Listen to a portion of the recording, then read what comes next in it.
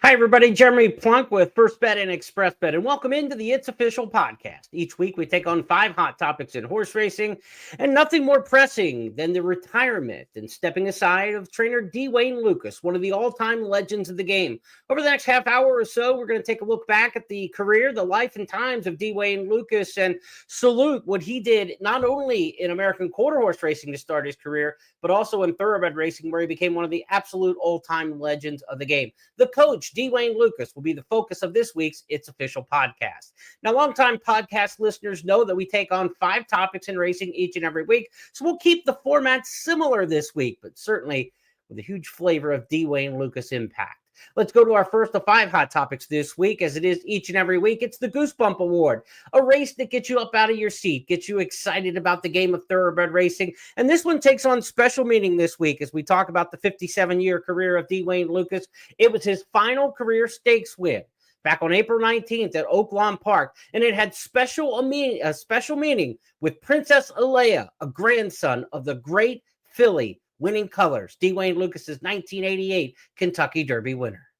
Princess Alea in an all-out drive coming to the top of the lane. She's tipping 4 wide. Miss Martini next as they wheel for the judge here. Far outside, Dare to Fly has taken a short lead from Anonyma, who's sticking to her from the inside. And Princess Alea is grinding away. Here she comes, Princess Alea down the center for Luis Saez. It's the granddaughter of Winning Colors for the coach, D. Wayne Lukas. Princess Alea, a Valley of the Vapors Stakes winner. Hall of Fame trainer D. Wayne Lukas, as Princess Alea captures the 3rd running of the Valley of the Vapors. A great ride by jockey Luis Saez, and very full circle, Wayne, as she is the granddaughter of Winning Colors. Yeah, that came to mind when she was at the 3/8 pole. I even said to my wife, Lori, I said, I hope that she remembers grandmother right now, because I knew we had to make a run at it like that. But it was really pretty when she got in clear. That was a great way to finish up the stakes career, no question about it. Of course, Winning Colors in 1988 was D. Wayne Lukas's first of 4 Kentucky Derby winners. His first Triple Crown winner came with Codex back in 1980, but really it was Winning Colors who put him in the absolute top echelon of racing, where he would stay for the next 30, 40 years, as D. Wayne Lukas put on an unbelievable display throughout his career in terms of success. It was D. Wayne off the plane. He was innovative. He had stables all over the country, and we're going to take a look back now with our second topic on It's Official through the years with trainer D. Wayne Lukas. We've got some graphics and history to talk about here, some big races over the years. So let's get started and talk about the big overview of Lukas's career. This is a 1999 Hall of Fame inductee, just shy of 5,000 wins. He's got 4,953 he officially retires with, number 8 all-time in victories, number 6 all-time in purse earnings at $300 million. He was the first trainer ever to hit the 100 million mark, the first trainer ever to hit the 200 million mark, and was the all-time leader for several years until being passed in recent years with the increase in purse money and modern training. Some of the trainers today, if Lukas could have won purses at today's level back in the 80s and 90s, he may have put a mark out there that nobody would eclipse, but still number 6 all-time in career earnings with purses. 4 Kentucky Derbies, 4 Belmonts, 7 Preakness Stakes wins, 15 Triple Crown winners for trainer D. Wayne Lukas, and a career that just is second to none. You think Sonny Jim Fitzsimmons, you think Bob Baffert, you think Wayne Lukas when you talk about the proliferation of victories in the Triple Crown Series. His 20 Breeders' Cup victories are tied for the most all time, even though he hasn't won a Breeders' Cup race over the last 12, 13 years of his career. Aidan O'Brien now tied with him with 20 victories, will probably soon pass him, but D. Wayne Lukas with 20 Breeders' Cup wins still ranks number 1 all time, and 4 times he was voted the Eclipse Award winner as the top trainer in the country. Some other career notes about D. Wayne Lukas. Let's go back and start 1968 when he began his training career with American quarter horses back in South Dakota. The Rice family famously started the careers of many Midwestern trainers back in the day. D. Wayne Lukas not also one of those, and got started with the American quarter horses in 1968. He moved from the Midwest to the West Coast in 1972 to go to California, where he became the top trainer in American quarter horse racing based at Los Alamitos. He trained the great Dash for Cash, 1976 and 77 world champion. In fact, when Lukas was asked who was the best horse you ever trained, It wasn't the thoroughbreds. It was the world quarter horse champion Dash for Cash that he said was the greatest racehorse that he ever trained. He switched to thoroughbreds in 1977 and full-time went thoroughbreds in 1978 at Santa Anita. A couple years later, he was on the Triple Crown Trail and winning with Codex in the 1980 Preakness, famously or infamously with that trouble at the top of the stretch with the Kentucky Derby winning filly Genuine Risk that year. Angel Cordero took the brunt of it, but Lukas became kind of one of the black hatters and the bad guys early in his career, and he'd actually wear that moniker with some bit of pride over the course of the years before softening up later in his age. 1985, he won his first two Breeders' Cup races that year. That was the second year of the Breeders' Cup in 1985. He won two in the juvenile ranks that year, juvenile fillies, I believe, in the distaff. He ended up winning 20 Breeders' Cup races, as we mentioned. He got his first Kentucky Derby win in 1988. So, again, you talk about a guy who started training thoroughbreds full-time in 1978. 10 years it took him to win his first Kentucky Derby. He did so with winning colors. One of the great accomplishments that Lukas had from 1994 to 1996 was when he won 6 consecutive Triple Crown races. I think this is one of the most untouchable records in all of thoroughbred racing. You talk about the Belmont Stakes time of Secretariat and the win margin. That seems rather untouchable. 5 straight Belmont Stakes for Woody Stevens. That seems like it could be untouchable. But 6 straight Triple Crown race wins from the same trainer, absolutely unbelievable. He did it with 4 different horses, if you recall, back from 1994 to 96. In 94, in the Preakness and Belmont, it was Tabasco Cat. Then he came back in 1995, won the Derby with the long shot Thunder Gulch. Probably his best 3-year-old that year was Timber Country. He would win the Preakness Stakes. And then it was Thunder Gulch again in the 1995 Belmont to give Lukas 5 straight wins in the Triple Crown. Turn the page to 1996, and it was a nose victory that year. Grindstone getting up in the final stride to beat Cavalier and run the win streak to 6. Unfortunately, Grindstone would come out of that race injured and not compete in the Preakness Stakes. That's where Lucas's 6 straight wins streak was snapped. Louis Couture's, trained by Nick Zito, won that day, but it didn't take Lukas long to get right back to the winner's circle in the Belmont. 3 weeks later after the Preakness Stakes, he won it with editor's note. So it was actually 7 out of 8 for Lukas, but 6 straight Triple Crown race wins. Again, I don't think we're going to see that streak broken anytime in our lifetimes and maybe ever. That seems like one of the untouchable records in thoroughbred racing. So Lukas, just the tremendous amount of success that he had. And when you go back into the 80s and the 90s, he was as big as it got in the 1980s and 90s. You know, we talk about winning colors being his first Kentucky Derby winner. How big was it the filly to win the Kentucky Derby that year for Lukas? Check this out. This is the cover of Sports Illustrated, May 14th, 1988. Michael Jordan in the playoffs, scoring over Brad Daugherty there. In the inset on the cover of Sports Illustrated, Red Roses for the Lady. That was winning colors, winning for Lukas, winning the Kentucky Derby, sharing the cover of Sports Illustrated with Michael Jordan. It was a big deal indeed. Now, in more modern times, Lukas continued to have some success. 1999, he almost won the Triple Crown with Charismatic. May have been his greatest training feat, turning a former claimer around, the horse who just got good right before the Derby and winning the Lexington. He ended up winning the Kentucky Derby and Preakness Stakes that year with Charismatic, of course, injured in the Belmont Stakes. Then in 2000, he pulled off a Belmont upset with Commendable at 18-1 and delivered with Spain at, I believe, in the 45-50-1 range when she upset in the Breeders' Cup distaff. It was a big upset year for Lukas as the decade turned to the 2000s. Then it was a dry spell for Lukas from 2000 to 2013. Really, amongst the big headlines, it was the Sunshine Boys, Lukas and Gary Stevens. We thought they were both done. Stevens had retired and come back to riding a couple times until Oxbow got him to the winner's circle in the Preakness Stakes. Lukas at the time, I believe, was one of the oldest winners of a Triple Crown race as a trainer, even at that time in 2013. And he pulled off the upset with Oxbow that year, coming off the defeat in the Kentucky Derby. They went wire to wire, the Sunshine Boys. That was really one of the more fulfilling times, I think, in Lucas's career. And I think that 2013 Oxbow year kind of really turned the corner for Lukas in terms of his public perception. Again, in the 80s and 90s, Lukas was kind of considered like I don't want to say the villain, but if you're talking in pro wrestling terms, he was not the good guy. He was definitely more of the heel, certainly with his adversarial relationship with the media and certainly with the public as well. Because when you go back and you think of when I got into the game, and we'll talk about this a little bit more, but in 1993 in Union City, who broke down in the Preakness Stakes, that same Sports Illustrated that was, putting Lucas's horse on the cover 5 years earlier, made him the man in the hot seat in their edition right after the Preakness Stakes in 1993 when Union City broke down and was euthanized. It was really a bad time for Lucas in some of those years in between, and he wasn't looked on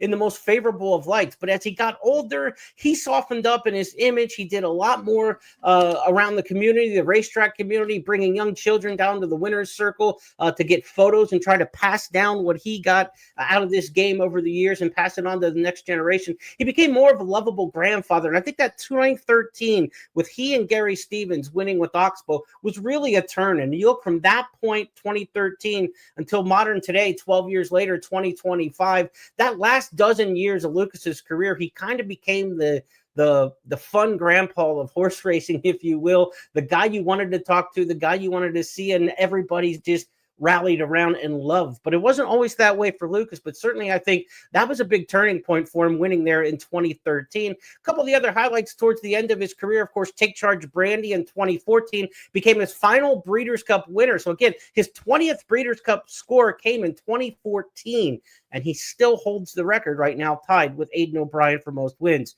2022 Secret Oath gave him a record 5th Kentucky Oaks victory, a big win for him on Oaks Day. And then Seize the Gray became his final Triple Crown race winner last year in 2024 with an upset win in the Preakness Stakes. Not many saw it coming, but everybody smiled for Lukas afterwards.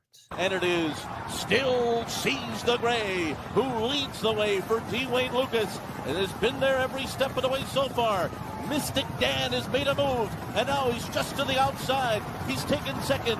Then comes Imagination in third as they come to the top of the stretch. Seize the Gray turning for home in front. Mystic Dan confronts him. Catching Freedom now right behind and swinging to the outside. Seize the Gray is still there. Mystic Dan bearing down on the outside. Seize the Gray won't go away.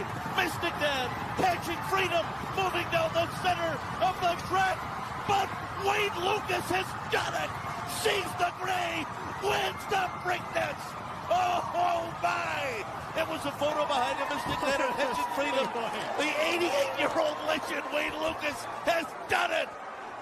The oldest trainer to ever win a Triple Crown race. He turns 89 on Labor Day. And here a week and a couple of days before Memorial Day, wins his 7th Preakness. That was Seize the Gray a year ago. And then we talked about his final stakes winner, Princess Aaliyah, winning April 19th at Oak Lawn Park. And then Lukas got his final win as a trainer, as the listed trainer of Tour Player, June 12th at Churchill Downs to wrap up his career. And again, 4,900 plus victories throughout his career, a storybook one. The next generation for Lukas certainly lives on, his coaching tree, if you will. He was a former high school basketball coach, a friend of Bob Knight, the longtime controversial coach of the Indiana Hoosiers. He got a lot of his adversarial relationships with the media from learning by watching Bob Knight and being friends with Bob Knight. His coaching tree, though, the trainers who went on to do great things, of course, Todd Pletcher, multiple Kentucky Derby winner, Kira McLaughlin, Breeders' Cup Classic winning trainer, Mike Maker, one of the top turf trainers in the country, Dallas Stewart, multiple winner of races like the Kentucky Oaks over the years. Mark Hennings had a spectacular career with grade 1 wins over the past 20, 30 years. George Weaver currently in the training shed row with some really good horses that he's had his hands on over the years. And then retired trainers like Randy Bradshaw, Bobby Barnett had big horses all around the country back in their time as well. And of course, his trainer, assistant trainer over the last 20 plus years, Sebastian Bass-Nickel, will take over the training of Lukas Enterprises. They had a succession plan in place for Lukas stepping down, and Sebastian Bass-Nickel will become the trainer of the Lukas horses, and those who stay with the Lukas program will be running now for Bass-Nickel from this point moving forward. So a very interesting training tree over the years. So many successful trainers that have also taken on kind of, some have and some haven't, Lucas's tact in terms of the Triple Crown and the Breeders' Cup being the big races. Of course, Todd Pletcher, Kieran McLaughlin in that mold for sure. But other trainers like Mike Maker, George Weaver have gone on to become really good turf trainers. And you think back in the early days of Lucas, I mean, his success, of course, has always been with the Triple Crown type horses, but he had a lot of turf success back in the day. He trained horses like Dynaform, who became one of the great turf sires.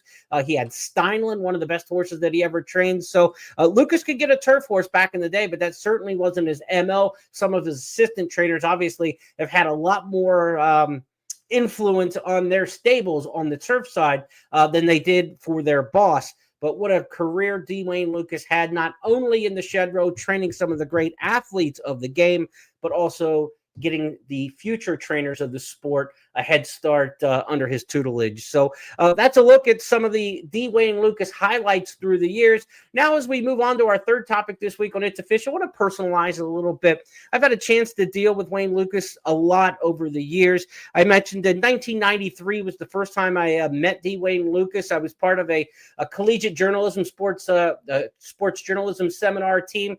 40 college journalists around the country were picked to come to Churchill Downs to cover the Kentucky Derby that year. I was fortunate as part of the University of Oklahoma newspaper, the Oklahoma Daily at the time, to be selected to come cover the Kentucky Derby that year. Really changed my career. I met Jim McKay there, the ABC sports broadcaster, who talked me into looking at horse racing as a potential career, and I have and have utilized some of that advice for more than 30 years. But in that 1993 Derby, we paired up with other reporters who kind of brought the college kids around and introduced us to all the connections. And one of those people that we met that year walking through the backstretch was D. Wayne Lukas, and he was a big deal at the time. I mean, you think back to 1993 and the success that Lukas had. He was training for guys like MC Hammer at the time. I mean, MC Hammer at the top of the Billboard charts and really the idol of pop culture in the early 1990s. He had horses like Light and runners like that D. Wayne Lukas was his trainer. And so Lukas was so well known by everybody, even people who were kind of fringe sports people at the time, but certainly somebody like me who grew up as a horse racing fan. I mean, this was like a big deal to meet him. He was very intimidating at the time because he was just so well known, and he had that bit of an adversarial relationship with the media, but not at that time as much in 1993 when I met him before the Derby, because again, we talked about what happened with Union City in the 1993 Preakness a couple weeks later, and things really changed. The media turned on Lukas at that point, national media, and racing media too as well. And so there was a lot of tough interchanges back and forth. In 1994, I returned to Churchill Downs as an intern after I graduated from college. Then I did an internship at Churchill Downs for 6 months for the Breeders' Cup in 1994 and got to be around Lukas a lot more then. And again, it was one of those situations where like he was up here, and you were kind of way down here. And so you kind of walked on eggshells and you just idolized him a little bit from a distance. You did your work, you interacted as you needed to, but it was kind of like the bigger media people kind of dealt with Lukas at that point in 1994. But I remember being just such a huge fan of Timber Country. That was the year that he had the tremendous Breeders' Cup. Timber Country won the Juvenile that year for Lukas. Then he also had in the Juvenile Fillies the fabulous 1-2 finish. One of the greatest horse races I've ever seen live in my life. Flanders and Serena Song in the 1994 Breeders' Cup Juvenile Fillies, just a phenomenal race where they ran 1-2 in there. In 1997, I came back to Churchill Downs for the first time to work on the Kentucky Derby notes team. I had been working at Remington Park at that time. They allowed me to come back and work Kentucky Derby Week for Churchill Downs, where I'd interned a few years prior. And for about 20 years, I was part of the Kentucky Derby notes team, where you walk around in the morning and you talk to each of the trainers like a pool reporter would, and you get the daily notes that get sent out. It was a little different back in 97 before we kind of really got into the internet and everything's out there. What you got out of the trainers was a big deal because it was about the only thing that got out from the trainers during the course of the day. The media who were there, a lot of them relied on the daily notes as well. And when I came back to do the notes team, it was interesting because Lukas had soured his relationship with a lot of the older media folks at the time, and they were willing to give the young guy D. Wayne Lukas at that time. And usually if you're the young guy on the notes team, you either get the really long shot horses or the trainers that the older reporters don't want to deal with. And at that time, I got Dwayne Lucas quite a few years back in the late 90s. And for that reason, and after a while, it kind of broke the ice, and I start to feel a little bit more comfortable around covering him. He was no more like an idol as I got a little bit older and got to know him a little bit better. You know, it was more of a work professional relationship with him. And it really kind of turned for me back in 2005. I was the notes player or the notes team member who had Consolidator that year for the Kentucky Derby. And Consolidator was the winner of the San Felipe in record time. He bounced and didn't run well in the Bluegrass Stakes, but he was one of the horses towards the Kentucky Derby that had some, backing behind him. Consolidator, unfortunately, after his final Derby workout, didn't get back to the track, and the rumors started to swirl on Monday of Derby week that something was wrong with Consolidator. You better go see what's going on. So in the middle of the afternoon, Monday, nothing's going on the front side of the racetrack on a Monday back then. I walk back to the stable area. I'm kind of peeking my head around, and you try to go back at that time. If you're on the notes team, you try to go around feeding time later in the afternoon. That's usually a trainer will come back later in the afternoon during feeding time, check on all of his horses.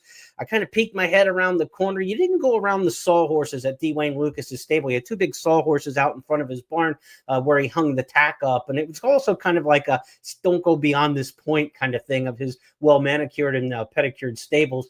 I peeked my head around the corner and looked into his office and kind of sheepishly was like, Mr. Lucas, can I talk to you about the Consolidator? There's some word that he might be, not going well.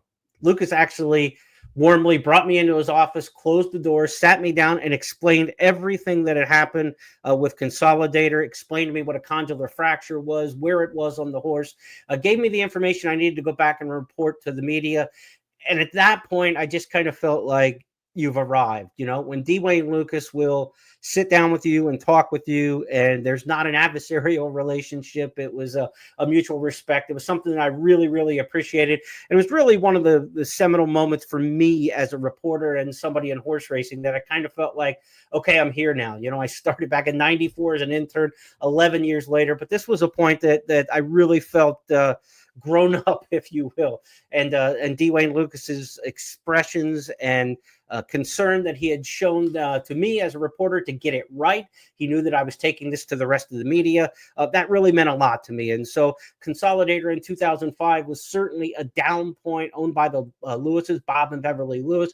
But as Lucas said, even back then, we've already had success. They had already won a Derby with Silver Charm. They had won a Derby with Charismatic. No one should feel sorry for us for this unfortunate situation that occurred with Consolidator. Of course, Consolidator was saved, went on to be a stud, but never raced again. So Lucas 2005, that was a big change for sure. I only keep two souvenirs really from all my years. I've been covering horse racing for over 30 years.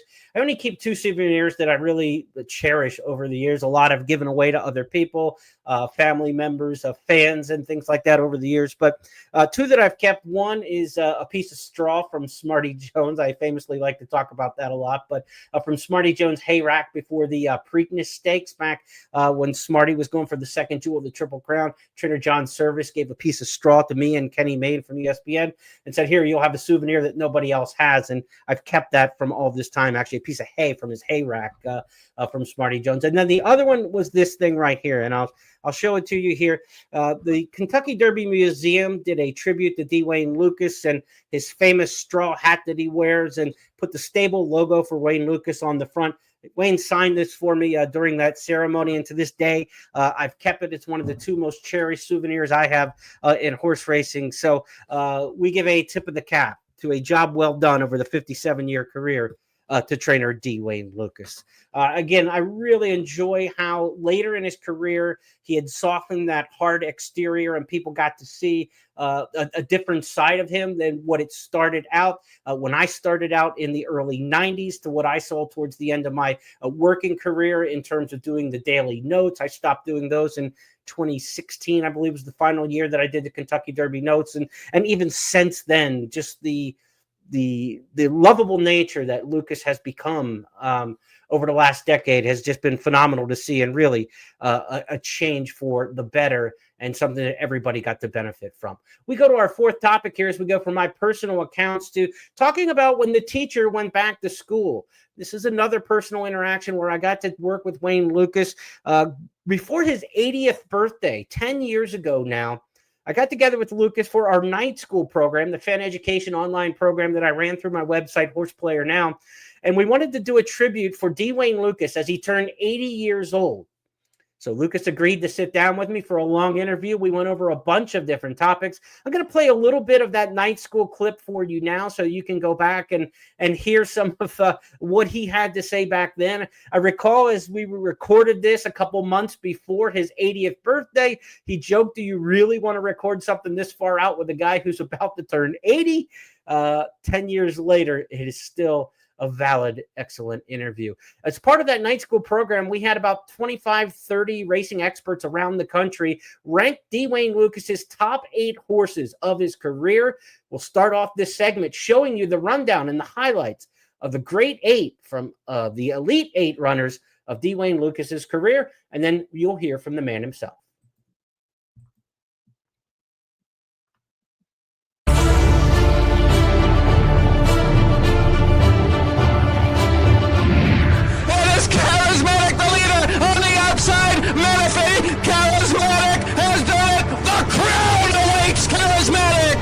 Criminal Type is second still by 2. Easy Goer on the outside is third. Easy Goer gains on the outside of Criminal Type, which is also gaining on the outside of Housebuster. The Housekeep pulled. Housebuster on the rail leads by a neck on the outside. Criminal Type second by a half further up. Easy Goer remains in third. Criminal Type on the outside gets the lead. Housebuster on the rail coming down again. Those two to the wire. And they're coming to the final furlong. Lady Secret in front by 4. Friend Valentine, outstandingly classy Kathy, and here is a brilliant champion. Lady Secret, another flawless performance. Now past the 8th pole, Land o' Lucy is just galloping along by some 9 lengths. Time of Sale remains second. Rare Thrill is closing some ground. Land o' Lucy all alone in the Anokia Stakes. It's going to be the filly over the board, but now Pyramid Peak is coming on. Serena's Song, she's going to have just enough left, and Serena's Song wins the Haskell. Pyramid Peak gave her a scare late, and Sidney finished third. Steinlen's in tight. He's looking for racing room toward the inside. Sabona's coming hard. Zilzal unleashing a furious one on the outside. Steinlen, a daring move on the hedge, gets the lead. Sabona, one last lunge. Steinlen gets it in the final strides. Thunder Gulch unwavering on the outside. Star Standard is giving his all, but his best is going to be second best today. It's going to be Thunder Gulch. The Derby winner has won the Belmont Stakes. 5 lengths off the lead of Winning Colors, who turns for home here at Churchill Downs. Stevens going to a vigorous left-handed whip, holding on by 2. Goodbye Halo is charging hard. Here comes Personal Ensign, unleashing a furious one on the outside, but it is still Winning Colors. Goodbye Halo. Personal Ensign, a 16th of a mile from the wire.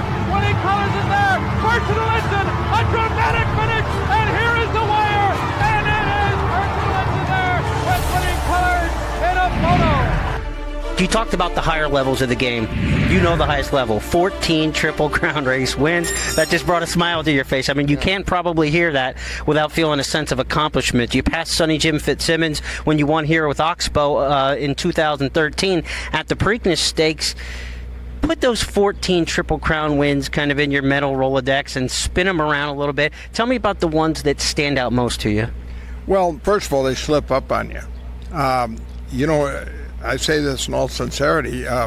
When I rolled in here with Oxbow, I think some of your colleagues said to me, you're right on the verge of, passing Sonny Fitzsimmons. I thought, damn. I knew we'd won what we'd won and everything. And but the ones that stick out are the ones, in the path or on the journey. I think all of the derbies are important. Those Breeders' Cups, some of those are a blur. We got 20 Breeders' Cup wins, and some of those are a blur. I thought, damn, somebody will say, boy, I was there when Success Express beat somebody, and I'd say, geez, I even forgot about that one. And I don't say that taken lightly, but I have my memorabilia put up in a trophy room in the basement and stuff, and I was complaining about something the other day, and Steve Hobby, a good friend of mine, another fellow trainer, says, he said, look, he said, stop. He said, why don't you just go home and stand in your basement and look around? and I said, you put it in the right perspective. With square footage in your memorabilia room's your biggest problem, you're doing all right, huh? Exactly. Well, look at Wayne Lukas, a.k.a. the Rhinestone Cowboy. You can never count him out. Going back to the 1990s, he was always loaded. Every spring he had something that could run, and he was the guy that most riders looked toward if they were looking for a live Kentucky Derby horse, and for me it was Grindstone. I was fortunate enough to win the Louisiana Derby on him, second the Arkansas Derby with a very, very poor post, so I was expecting good things from him in the Kentucky Derby, and he certainly delivered. And down the stretch they come! Unbridled Stone, Cavalier on the inside, up the middle of the track, Grindstone is closing stoutly. It's Cavalier on the inside and Grindstone on the outside. McCarron and Bailey, here's the finish. Too tight to call. It was a hard-fought race. I think it was the narrowest margin of victory in history, a scant nose. But all in all, he gave me a thrill, gave me my second Kentucky Derby, and I'll be forever grateful to Wayne Lukas for that. Give me a little secret of your health. I mean, here, 80 years old. You've got as much moxie as anybody in the game. I mean, the balls to say things, stand your course, run horses in races where you think they fit. But yet, your health is great. You're on horseback most mornings, every morning. And how do you do it? I mean, is there some wheatgrass you're drinking, or what's the deal? I eat all junk food. All of my favorite restaurants have a box that says "Drive up, please," and I get up every day at 3:30, no matter where I am. I don't ever take a day off. I'm a horse trainer. I flirted with the idea of trying to do something like that, take a day off and everything. I've only missed a few days in probably 10 years, and most of them are because some event I couldn't change or a speaking engagement out of town. But I get up. I really don't have a very good diet. I got to be honest with you. I was telling Bob Costas he said, what do you eat every day? And I told him, he said, holy moly. He said, we can't publicize that. We got health shows. But anyhow, I get out and I ride every day. I've never drank and never smoked. And so I think that helps a little bit. And probably I better give a little credit to my mother. The gene pool, I think, is very good. She was 94 and my dad was late. Yeah, right at 90. So, I don't know. That's something you can't really put your finger on. And I always say at the end of my speeches, live every day as if it's your last, because one day you'll be right. Wise words to live by there. Hard to believe it's been 10 years since that interview. I think Wayne aged better than I did. Looking back over those last 10 years. One thing we have in common, eating habits, apparently. So keep that something that that you'll think back on Wayne Lukas. There was no wheatgrass in the magical health plan there, just good genes, according to him, with his mother and father. Okay, let's talk about our fifth and final topic this week on the It's Official podcast. We'd like to wrap up the podcast each day with a Stars of Tomorrow, a horse who recently won a maiden or allowance race. You may not know this horse yet, but you might be talking about him down the road. We've got a special Star of Tomorrow to talk about on this week's podcast because this one's got a little Wayne Lukas twist to it. It's not a Wayne Lukas trainee. We talked about Lukas having his final winner tour player back on June the 12th. But let's talk about a filly who broke her maiden, a second-time starter on the 18th last week at Churchill Downs. Her name is High South. She's a 3-year-old filly for Rusty Arnold. She debuted on the dirt, didn't show much. First time going long on the turf. Things got much better for her. We'll tell you why she's significant in just a minute. Rolls off the turn, 3 in front now. High South comes off the rail, putting in a run. Scarletta Carpetta coming through toward the rail. She's third. Furlong to go. Tap the Champagne, trying to tough it out. High South leveling off and coming after her. Scarletta Carpetta third. 16th pole. Tap the Champagne, short lead. High South surges in time. High South has as much Wayne Lukas pedigree as you could ask for. She's by Hightail, the colt that Lukas won, one of 2 editions that were ever run of the Breeders' Cup Juvenile Sprint. If you remember that back in 2012, Hightail, the winner for D. Wayne Lukas. The mare of this filly, High South, is named Southern Dynamo. She was trained by You guessed it, Dwayne Lukas. And of course, Southern Dynamo by Dynaformer, one of the top producing turf sires of the last 20, 30 years. And Dynaformer, as we mentioned earlier in the podcast, trained by none other than Dwayne Lukas. Plenty of Lukas pedigree up and down the gene pool for High South. Maybe one to watch moving forward, our star of tomorrow. Let's review the 5 topics this week on It's Official. Our Goosebump Award, look back at the final stakes winner of the career of Dwayne Lukas, Princess Alea, winner of the Valley of the Vapors Stakes at Oaklawn Park. We talked about Lucas's career through the years, all the records, all the accolades and everything that went, the highs, the lows, his interactions with the media, his interactions with the public, how that got better over the years. My personal interactions going back through growing up in the game and learning from Dwayne Lukas throughout the course of the years. We talked about our night school program that we had Lukas featured before his 80th birthday a decade ago, and got to look back at some of that interview. You can watch the entire interview with Dwayne Lukas on the night school program from our YouTube channel. Still archive that. Go to the Horse Player Now on YouTube and search out that night school program with Dwayne Lukas. And our star of tomorrow was High South, 3-year-old filly trained by Rusty Arnold, second-time starter, winning first time on the grass last week at Churchill Downs. She's got a pedigree that was Dwayne Lukas influenced, top and bottom. Those 5 topics are now official because Jeff Siegel and I say so. That's how we play the game here on It's Official. We're hoping to have our good friend Jeff back. He, like Lukas, dealing with some serious health issues here in 2025. We certainly wish the best for him. Send your thoughts and prayers out not only for Lukas, but for Siegel as well. And we hope to see you back here a week from now as we continue on the It's Official podcast. I'll be back on Friday to handicap some weekend stakes races on the First Call podcast. Special guest this week will be Brian W. Spencer. Will be back with me on a podcast. First time with Spence in a long time. He'll be handicapping some races, including Stephen Foster weekend at Churchill Downs. So be sure to join us on Friday for that. On behalf of everybody with First Bet and Express Bet, a salute to the career of Dwayne Lukas. I'm Jeremy Plonk. Have a great day.